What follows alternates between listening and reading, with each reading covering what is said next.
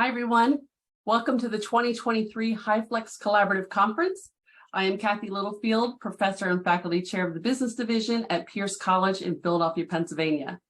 Today, I have the pleasure of presenting the topic of HyFlex for online institutions, maintaining the high-touch learning environment.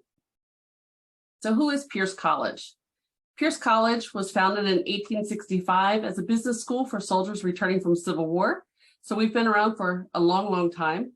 We are a private, nonprofit, non-residential, so we do not have on-campus housing, no dormitories. We are an adult serving institution, and we have two designations as PBI, which is predominantly Black institution, and MSI, which is a minority serving institution. Our undergraduate divisions include business, legal studies, healthcare, and information technology. And our graduate division includes organizational leadership and management, MBA, and healthcare administration. We have regional accreditation through the Middle States Commission on Higher Education, and we have programmatic accreditation for 3 of our programs. We have ACBSP, which is the Accreditation Council for Business Schools and Programs. They accredit our business administration and accounting programs. We have the ABA, which is the American Bar Association. They accredit our legal studies programs. And we have CAHIM, which is the Commission on Accreditation for Health Informatics and Information Management. And they accredit our healthcare programs. Here you can see the demographics of our students. The average age is 36. African-American female is primarily our student population. We have always had an innovative culture at Pierce College. Even back in the 1990s, we were one of the first institutions to embrace online learning. And so in 2014, when we began a pilot study, which we called Flex at the time, it is now called Pierce Fit, because learning fits into your life. Pierce Fit became a strategic initiative as deemed by our president of the college. One thing that we did differently with Pierce Fit than many institutions that use HyFlex is we implemented it across all academic programs. So with the exception of a few courses, every single course went to the HyFlex model, the Pierce Fit model. We did this in a 2-year implementation where when the pilot ended, our first year, we implemented Pierce Fit across our healthcare programs and our graduate studies. And then the second year, we implemented Pierce Fit across business, legal studies, information technology, and general education. Prior to 2014's implementation of Pierce Fit, all of our courses were designed in 2 separate shells. We had an online course and we had an on-campus course, and the 2 were not connected at all. Perhaps the same faculty, but usually not sometimes, but they were 2 separate courses and they did not interact at all. From 2014 to 2020, our Pierce Fit or our HyFlex courses had 2 modes. We only used 2 modes. We had on-campus or online. So students could choose whether they wanted to participate fully online for the week or whether they wanted to come to campus and participate that way. Even though our courses were on campus, we still have and had an online component to them because our courses are 7 weeks, they're accelerated. So even on-campus students, in order to meet the credit hour equivalency, still had to engage online. And then in 2020, when the pandemic hit, we continued with our 2 modes. However, because of our online culture that we have, our students were used to being online, so the transition was quite easy. We closed down the on-campus and we implemented an optional Zoom session. So just as the on-campus was optional, so was the Zoom. So every week we have a 90-minute Zoom session per course, and that's the opportunity to engage with peers and with your faculty. So the online structure that we have, the online culture that we have, really helped us out a lot during the pandemic. Our students were primarily online prior. When we had Pierce Fit happening on campus, we were sometimes getting very few in person. We would have maybe 1 student, 2 students, maybe 5 or 6 students. But at any point in time, we were getting maybe about a quarter to a third of our students participate fully in the on-campus portion. So when the pandemic hit, it hit Philadelphia very hard. It also hit our student population very hard. We had the opportunity to participate in a basic needs survey that was sponsored by the Bill and Melinda Gates Foundation and the Hope Center for College, Community, and Justice. And what they did was they surveyed our students. Of our students who responded, 72% of our students responded that they had at least one form of basic needs insecurity.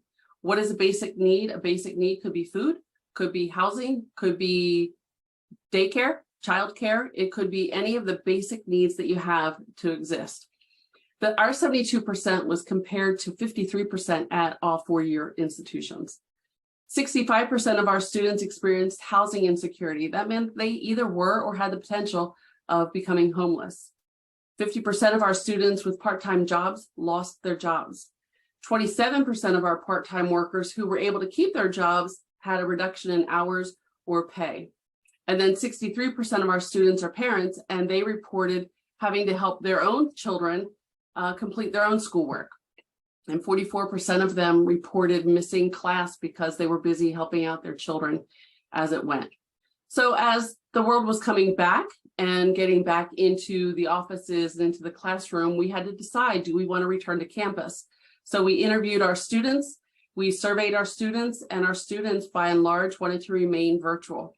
And so that's how we're staying. We are staying virtual, and this is kind of where we were headed anyway, but the pandemic made it happen. So as a faculty, what do? We went back to basics, and we committed time in our faculty meetings so that we could renew our focus on our online teaching skills.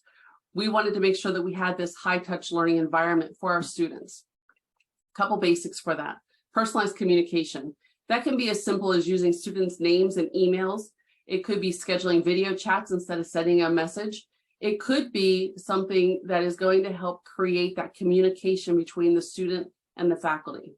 Keeping in mind that our students are isolated because of the pandemic, so were the faculty. Everybody was shut down. Everybody was at home. So everybody needed that personalized communication. Interactive learning materials and activities. This could be student-generated video. This could be anything that is going to be something other than passive. So if it's simply typing and reading, that's very passive. We wanted interactivity. We wanted our students to be able to hear each other's voices, see each other's faces, same thing with the faculty. And we could include even peer review so that the students would submit a draft of a project, have a peer review it, give them feedback, and then of course the students can implement that feedback as they get ready to submit their final project. And then one-on-one support. Again, this can be in the form of video conferencing. This could also be office hours. So we all know that everybody has office hours on their syllabi. Instead of a student waiting until Thursday at 3:30 to reach out to me because that's my technical office hours, they all knew that they could reach out to me at any time and I would respond to them and get right back to them as soon as I was back in the office. One thing that I did and that you can always do is include a link to your calendar. Whether you use Calendly, whether you use Google time slots on your Google Calendar, whatever way you have, whatever mechanism you have to have your students log right onto a link and select a time that you have now a dedicated time to meet with a student. That's powerful because now when a student needs you, you don't have to go back and forth. Well, how's Tuesday? Well, Tuesday's not good. How's Thursday? Well, Thursday's okay. And by the time you've gone through that, you could already have your meeting with that student. And that one-on-one support is absolutely critical for them. Something else that people like to groan about, believe it or not, is group work.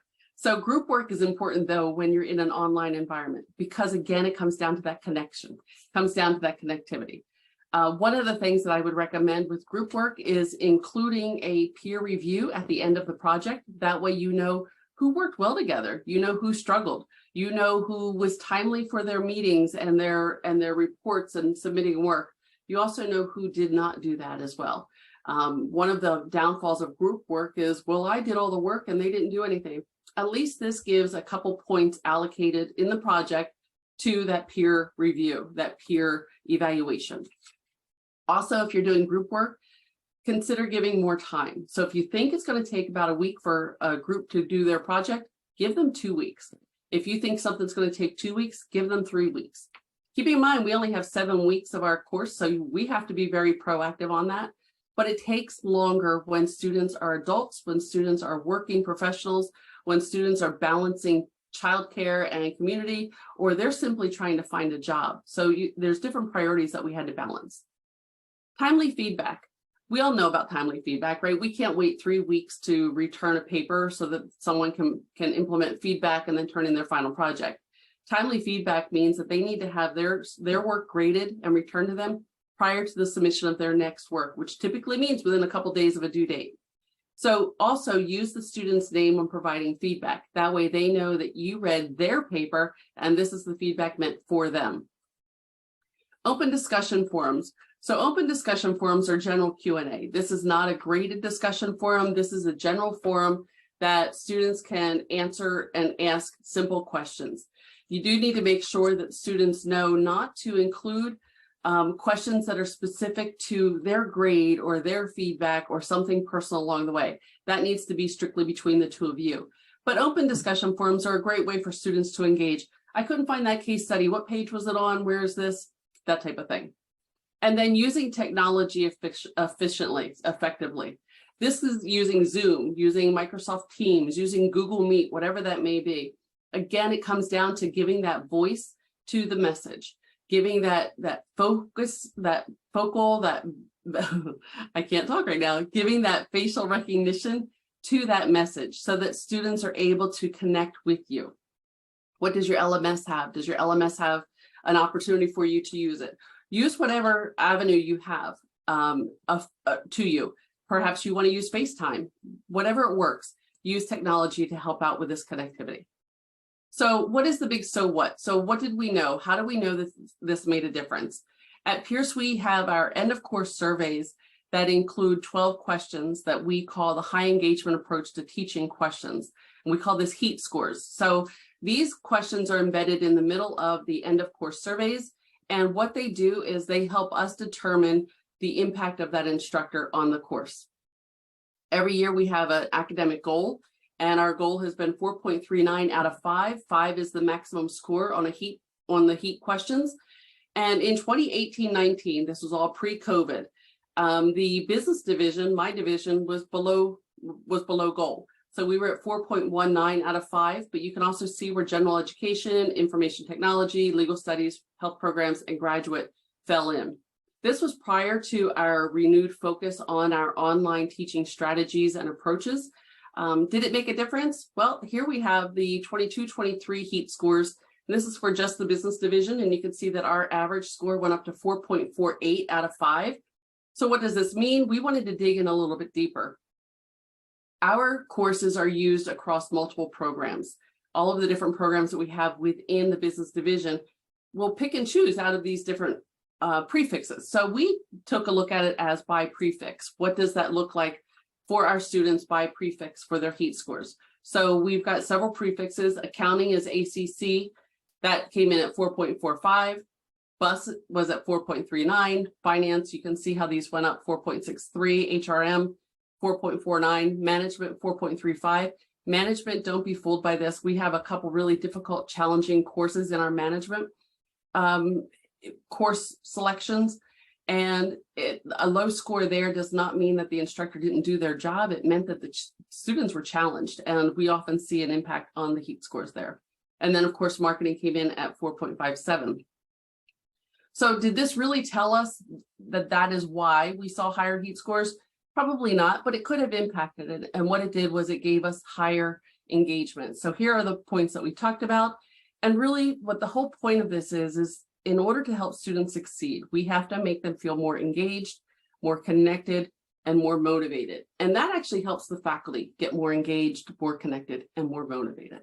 So if you have any questions along the way, here's my contact information. I welcome any emails. My email is right here, clittlefield@pierce.edu. PEIRCE.edu, and I look forward to hearing from you and engaging with you during this session. Thank you very much.